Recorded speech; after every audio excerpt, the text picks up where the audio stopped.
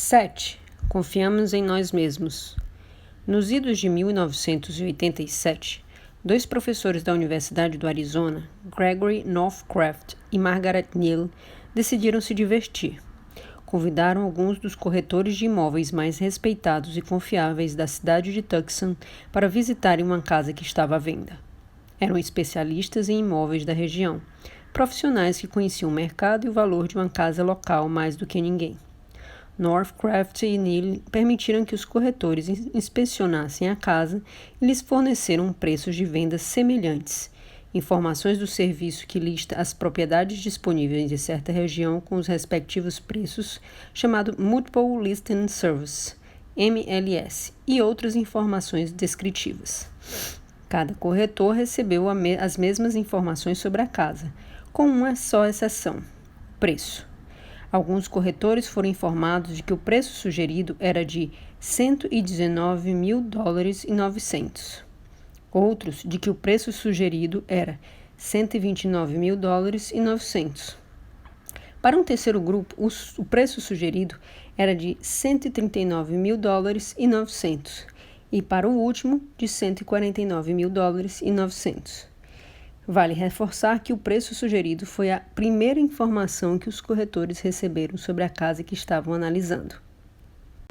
Northcraft e Neal então perguntaram àqueles corretores especialistas em imóveis de Tucson o que consideravam um preço de compra razoável pela casa, ou seja, qual era o preço de venda esperado por aquela casa no mercado de Tucson. Os corretores informados de que o preço sugerido era de $119.900 estimaram que a casa valia $111.454.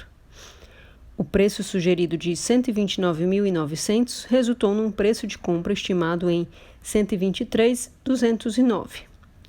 O de $139.900 levou à estimativa de $124.653.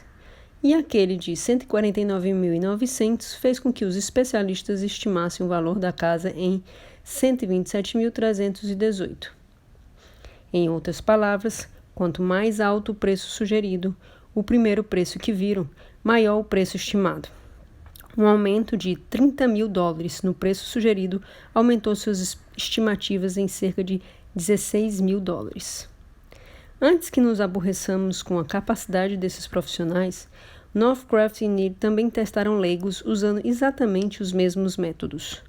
O que descobriram foi que o preço sugerido afetou os não profissionais bem mais do que afetar os corretores de imóveis. O aumento de $30.000 no preço sugerido causou um aumento de $31.000 no valor estimado.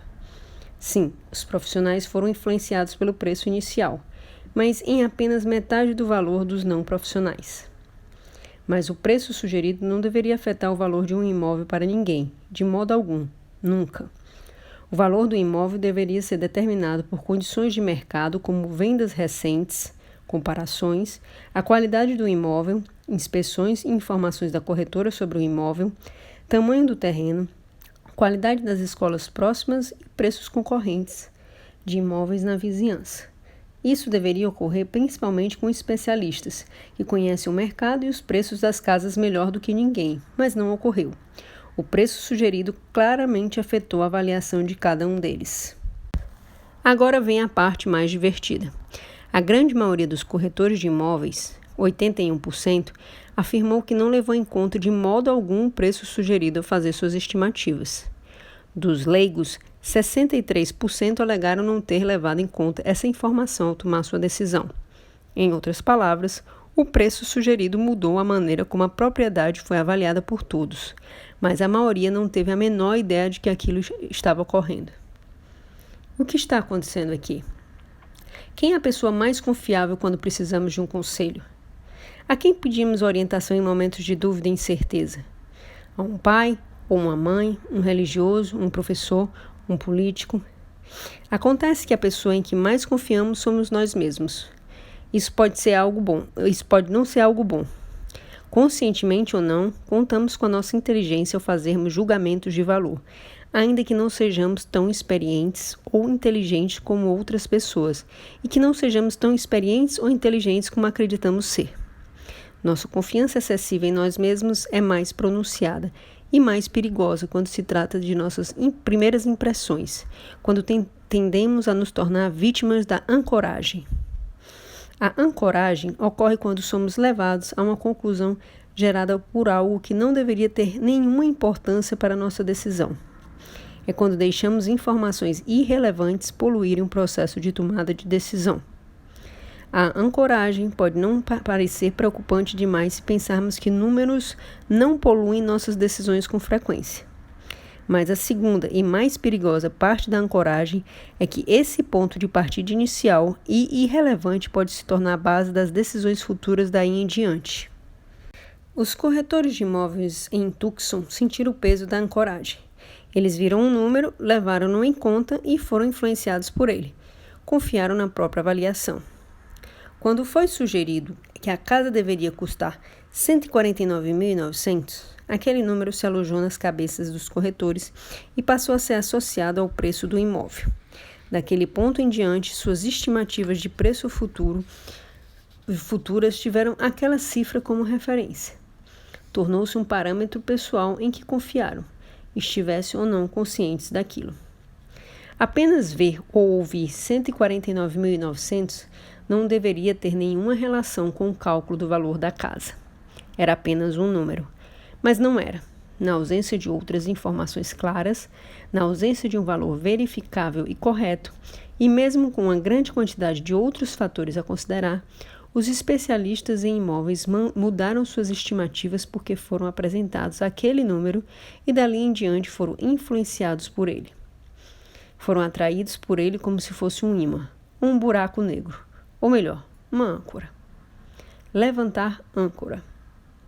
Quanto cobraríamos para levar o cachorro de alguém para passear diariamente por 1 hora? Quanto pagaríamos por uma lata de refrigerante?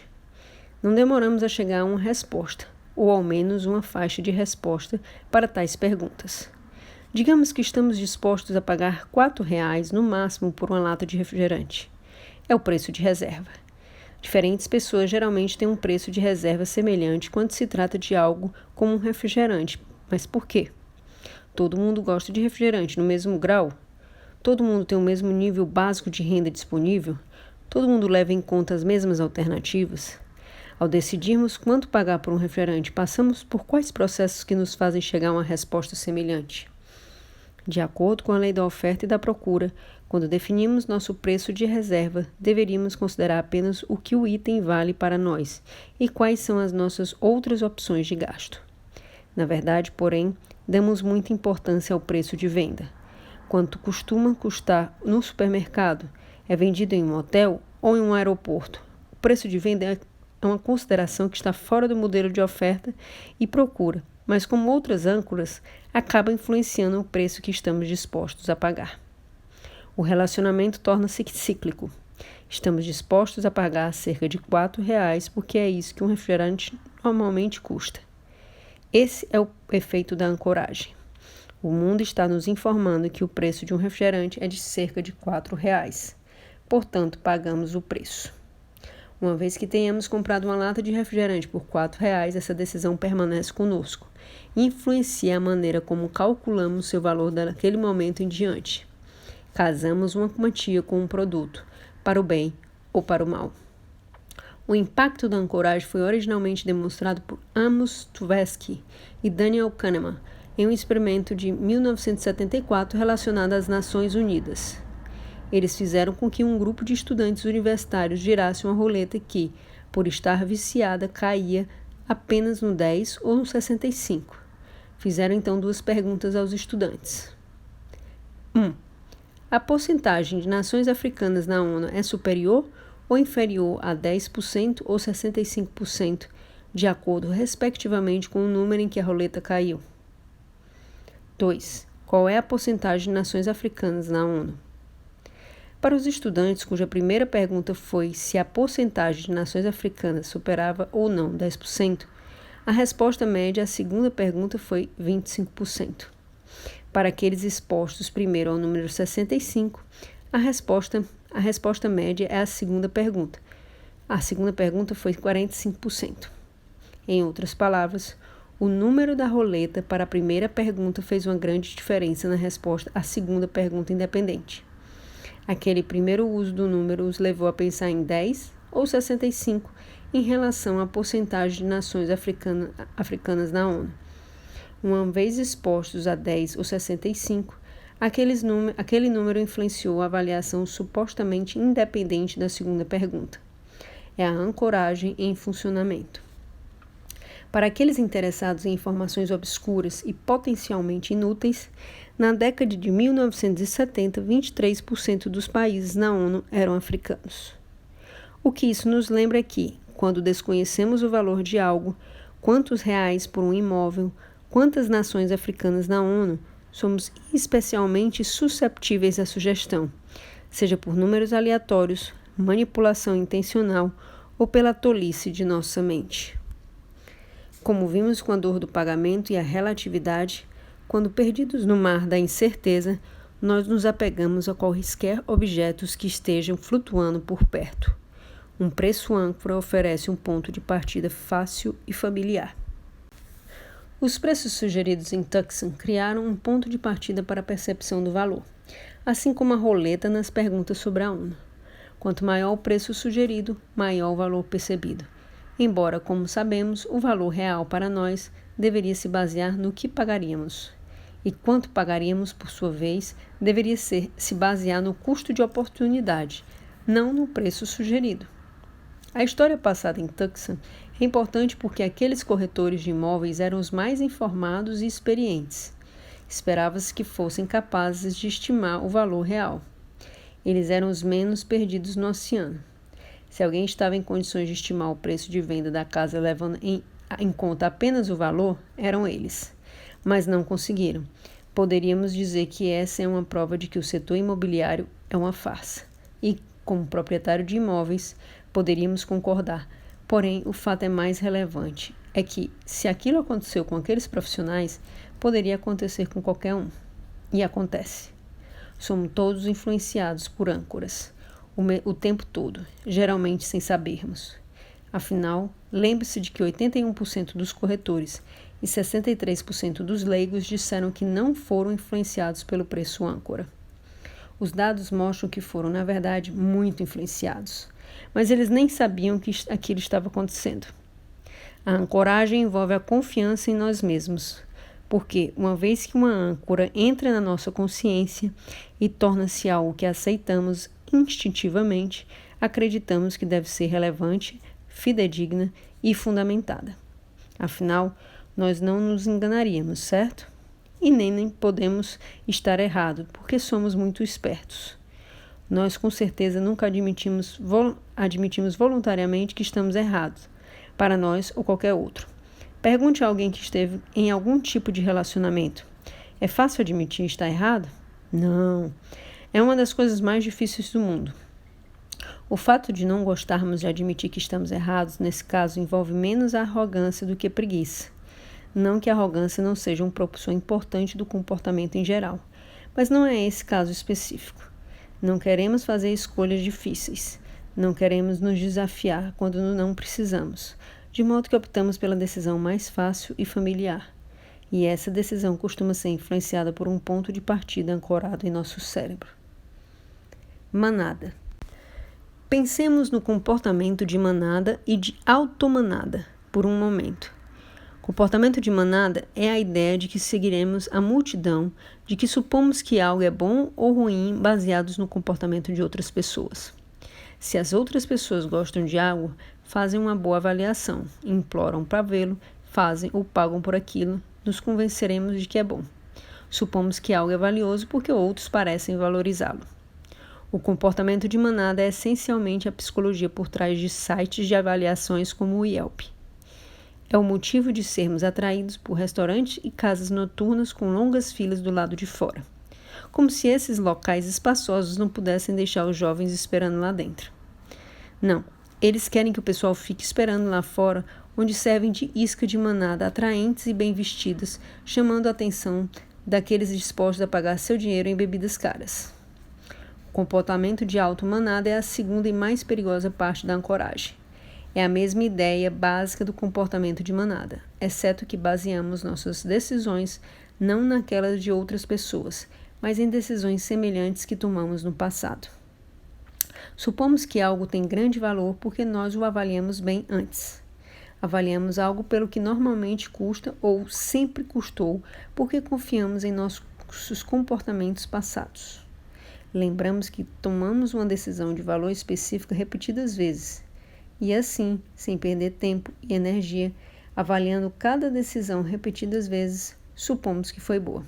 Afinal, somos incríveis ao tomar decisões. Logo, se tomamos aquela decisão antes, deve ser a melhor e mais fundamentada.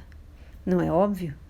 Uma vez que paguemos R$ 7,00 por um expresso e R$ 150,00 por uma troca de óleo, estamos mais propensos a fazê-lo no futuro porque já tomamos essa decisão antes. Nos lembramos dela e temos predileção pelas nossas decisões, ainda que signifiquem pagar mais do que precisamos. Ainda que exista um lugar oferecendo café de graça enquanto esperamos pela troca de óleo custando R$ 100,00. É assim que a ancoragem começa, como uma decisão isolada, mas depois cresce através do comportamento de auto-manada até se tornar um problema maior, criando um ciclo perpétuo de autoilusão, falácia e avaliação incorreta. Compramos um item por certo preço por causa de um preço sugerido, uma âncora. Depois, aquele preço de compra torna-se prova de que aquela foi uma boa decisão. Daquele ponto em diante, passa a ser o ponto de partida para nossas compras futuras de itens semelhantes. Outro sinal manipulador de valor, que é parente próximo da ancoragem e do comportamento de auto-manada, é o viés de confirmação. Ele dá o ar de sua graça quando interpretamos informações novas de um modo que confirma nossos pressupostos e expectativas. O viés de confirmação também atua quando tomamos decisões novas de modo que confirme nossas decisões anteriores. Quando tomamos uma decisão financeira específica no passado, tendemos a supor que ela foi a melhor decisão possível. Buscamos dados que apoiem nossa opinião, sentindo-nos ainda melhores com a qualidade da nossa decisão. Como resultado, nossas decisões anteriores são reforçadas e simplesmente seguimos o exemplo no presente e no futuro. Basta olhar a forma como obtemos nossas informações sobre o mundo para perceber o poder do viés de confirmação. Procuramos a fonte de notícias cujas informações queremos obter e o fazemos de modo a rejeitar informações que contradigam nossas crenças. Nós nos concentramos em notícias que reforçem e coincidam com nossas ideias preconcebidas. Isso não é bom para nós como cidadãos ou como nação, ainda que seja uma experiência mais agradável para nós como indivíduos. Faz algum sentido para nós confiar em nossas decisões passadas? Não queremos viver sempre com a tensão de segurança e algumas das nossas decisões passadas poderiam de fato ser fundamentadas e merecer serem repetidas. Ao mesmo tempo, contar com nossas decisões históricas exige muito do nosso eu passado, do eu que tomou a primeira decisão de valor, fosse a escolha consciente de comprar um expresso de R$ 7,00 no Brasil ou a escolha subconsciente de aceitar pagar R$ 149.000 por uma casa nos Estados Unidos. Dizem que só temos uma chance para deixar uma primeira impressão. Isso pode ser tão verdadeiro para as nossas decisões financeiras como é para os relacionamentos. A ancoragem afeta não apenas o preço dos imóveis, mas decisões financeiras tão diferentes como negociações salariais. A primeira oferta faz uma enorme diferença nos resultados, preços de ações e nossa tendência a comprar mais do mesmo produto quando vemos um aviso dizendo: compre 2 e leve um grátis. Existem inúmeros outros exemplos de efeito de ancoragem. Vamos mostrar mais ou menos de 100 exemplos. Quantos exemplos você espera que demos? Brincadeira, agora estamos só provocando você. Voltemos à compra de um carro. Poucas pessoas pagam o preço sugerido pelo fabricante no varejo, mas ele é exposto de modo bem visível por uma razão: a ancoragem. Imagine que estamos em um shopping center, passando por uma loja de sapatos. Na vitrine, um par de escarpins com glitter dá um tchauzinho para nós. O que atrai nosso olhar é a etiqueta de preço de tirar o fôlego: R$ 2.500. R$ 2.500 por um par de sapatos? Refletimos a respeito por uns segundos, mas não conseguimos acreditar. Entramos na loja e nos vemos segurando um par de escarpins diferente no valor de R$500, de que realmente gostamos, que, no entanto, sabemos que realmente não deveríamos comprar. Mas na terra do escarpim de 2.500, o de 500 é rei. Prefere comida a sapatos? Imagine que está sentado num restaurante elegante olhando para um cardápio bem elaborado. O que vê primeiro? A exuberante lagosta e o bife de gado Kobe com crosta de trufas por R$300. Não é o que queremos ou o que vamos comer, mas serve para ancorar nossa expectativa de valor de outros itens do cardápio e para fazer com que todo o resto pareça acessível em comparação. A remuneração dos executivos americanos disparou em parte por conta da ancoragem. Uma vez que a notícia do primeiro CEO ganhando 1 milhão, 10 milhões ou até 35 milhões de dólares chega ao mercado, essa cifra eleva as expectativas e estimativas sobre o valor da liderança executiva, ao menos aos olhos dos demais executivos. Esse tipo de ancoragem de pagamento é chamado benchmarking. Lembra-se das pérolas negras de Salvador Assael, da nossa discussão sobre relatividade? Elas foram colocadas ao lado de diamantes e outras pedras preciosas para que parecessem valiosas. Aquela apresentação fez com que o valor percebido das pérolas se ancorasse no valor percebido de diamantes e joias, o qual, graças ao esforço da família De Beers, é bem mais alto. Esse e outros inúmeros exemplos mostram as várias formas pelas quais a ancoragem pode alterar a nossa percepção de valor. Ancoragem no zero. A ancoragem pode atuar para manter os preços baixos também. Só porque estamos guardando dinheiro, isso não significa que estamos avaliando corretamente as coisas. Pense nos aplicativos gratuitos sobre os quais já discutimos. Os aplicativos se encaixam perfeitamente em umas poucas categorias de preço. E, uma vez aceitos esses preços, as pessoas não pensam necessariamente no benefício de um aplicativo em relação ao benefício que poderiam obter da mesma quantidade de dinheiro gasto em algo diferente.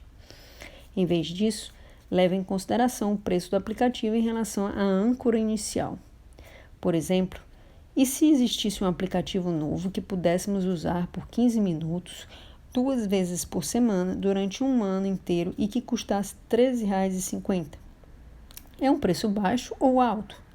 É difícil para as pessoas pensarem na quantidade absoluta de prazer e utilidade que poderiam obter de tal experiência comparada com outras formas em que poderiam gastar seu dinheiro. Em vez disso, comparamos o preço desse aplicativo com o de outros aplicativos e, no processo, achamos que o aplicativo novo não vale o dinheiro. Espere! Esse aplicativo poderia nos dar 27 horas de diversão. É o mesmo tempo que gastaríamos para assistir a 18 filmes, que custariam uns R$215 para alugar no iTunes, e bem mais para assistir no cinema. Quando olhamos dessa forma, R$13,50 por 27 horas de diversão não parece um mau negócio. O problema é que não fazemos esse exercício, ou algo parecido.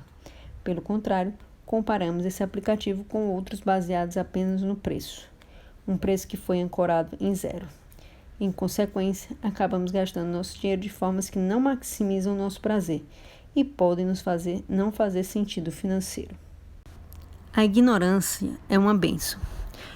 Quanto menos sabemos sobre algo, mais dependemos de ancoragem. Vejamos de novo nosso exemplo de um imóvel em que corretores e gente comum em Tucson foram apresentadas a preço âncora e depois solicitados a avaliar a casa. Os especialistas em imóveis, que presumimos terem melhor compreensão de valor de uma casa do que os leigos, foram menos afetados pelos preços âncora do que aqueles com menos conhecimento. Podemos também presumir que, se um outro grupo não recebesse sequer as informações do serviço de listagem sobre o imóvel, ou comparações e outras informações relevantes, tendo ainda menos conhecimento, ele seria ainda mais influenciado pelas âncoras.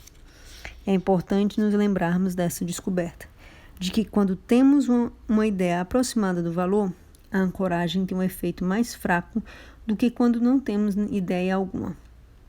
Quando começamos com um valor estabelecido em uma faixa de preços em nossa mente, fica mais difícil que alguém use a ancoragem a fim de influenciar nossas avaliações. William Poundstone conta a história de como, após a morte de Andy Warhol, a propriedade do artista em Montauk, Long Island, foi posta à venda. Considerando os preços aparentemente arbitrários do mundo da arte, como poderíamos avaliar o preço de uma casa que foi, por um tempo, ocupada por uma figura tão importante? Quais são os sinais de valor? A presença, a aura, os 15 minutos de fama dele pediram um preço absurdo de 50 milhões de dólares. No final, foi reduzido para 40 milhões. Se 10 milhões puderem ser descontados do preço, por que pedir tanto dinheiro logo de início? Para a ancoragem. Os 50 milhões pairaram como uma âncora e não demorou muito, alguém pagou 27,5 milhões. Isso é cerca de metade do preço originalmente pedido. Se originalmente tivessem sido pedidos 9 milhões de dólares pela propriedade, ainda um dinheirão, no entanto, mais próximo do valor dos imóveis da área, dificilmente o preço teria triplicado. O preço exagerado pedido elevou o valor percebido do imóvel. Tratou-se talvez de um comentário póstumo adequado à cultura de consumo por parte do grande pintor de latas de sopa de tomate. Quando encontramos um produto ou um serviço que não conseguimos avaliar exatamente, como aconteceu com a casa de Warhol, por algum tempo, o efeito de ancoragem é poderoso. É ainda mais forte quando somos apresentados a produtos novos que são simplesmente diferentes de tudo que já apareceu antes. Imagine nenhum mercado, nenhuma comparação, nenhum benchmark, nenhum contexto para um produto ou serviço para itens que parecem surgir de outra dimensão. Quando Steve Jobs apresentou o iPad, ninguém jamais tinha visto algo semelhante. Ele pôs a cifra de 999 dólares na tela e disse a todos que os especialistas haviam dito que deveria custar 999 dólares. Conversou mais um pouco, mantendo o preço naquele nível, até, enfim, revelar um preço do iPad de 499 dólares. Uau, que valor maravilhoso! Dan certa vez fez um experimento no qual pediu que as pessoas informassem quanto cobrariam para pintar o próprio rosto de azul, cheirar 3 pares de sapatos, matar um rato, cantar numa esquina por 15 minutos, lustrar 3 pares de sapato, entregar 15 jornais e levar um cão para passear por 1 hora. Incluiu coisas como cheirar sapatos e matar um rato, para os quais não existe mercado, para que as pessoas não pudessem recorrer a técnicas familiares para o cálculo do preço. Para lustrar sapatos, entregar jornais e levar cães para passear existia uma faixa de preços bem padronizada, em torno do salário mínimo pago por hora. Quando as pessoas indicaram quanto cobrariam pelas atividades que possuíam ancoragem, basicamente apresentaram um preço que não diferia muito do valor mínimo pago por hora. Mas para as 4 primeiras atividades, pintar o rosto, cheirar sapatos, matar um rato e cantar, não havia âncora, e as respostas variavam muito. Alguns estavam dispostos a fazê-las por quase nenhum dinheiro, e outros queriam milhões de dólares. Por quê? Quando analisamos algo como cheirar sapatos, desconhecemos o preço do mercado. Portanto, precisamos começar pelas nossas preferências. Elas são bem diferentes para cada um e costumam ser difíceis de descobrir. Precisamos pesquisar a fundo, analisar do que gostamos, do que não gostamos, quando estamos dispostos a gastar, quanto curtiríamos aquilo, do que estamos dispostos a abrir mão, o custo de oportunidade e bem mais. Por ser um processo desafiador, pode ser um processo desafiador, mas precisamos passar por ele. E, enfim, apresentar um preço, que acaba sendo bem diferente para cada um de nós. Quando existe um preço de mercado para algo como, digamos, um forno elétrico, não refletimos sobre as nossas preferências. Não é preciso. Aceitamos o preço do mercado como ponto de partida. Poderíamos ainda assim pensar nos custos de oportunidade e no nosso orçamento, mas estaríamos partindo do preço do mercado, não do nosso, e acabaríamos com um preço final não muito diferente do preço inicial. Para pensar nisso de forma diferente, tente expressar em reais o prazer de uma maravilhosa noite bem dormida. Cada um de nós oferecerá uma resposta diferente baseada em quão facilmente adormecemos e quanto gostamos de dormir. Quanto vale essa experiência em dinheiro? Difícil dizer. E se precisássemos dar um preço ao prazer de comer uma barra de chocolate ou de beber um milkshake? Provavelmente saberíamos logo de cara quanto um ou outro vale para nós. Não porque apenas calculamos o prazer que esperamos dessa experiência, mas porque começamos pelo preço de mercado e acabamos bem próximo dele. De modo similar, é difícil calcular quanto teríamos que pagar para permitir que alguém pisoteasse nosso pé por 30 segundos, mas se houvesse um mercado de pisões, provavelmente teríamos mais facilidade em fixar nosso preço para essa experiência. Não porque o exercício de calcular nosso prazer fique mais fácil, mas porque podemos usar uma estratégia diferente, ancoragem, para chegar à resposta. Não necessariamente a resposta certa, porém ainda assim uma resposta. Coerência arbitrária.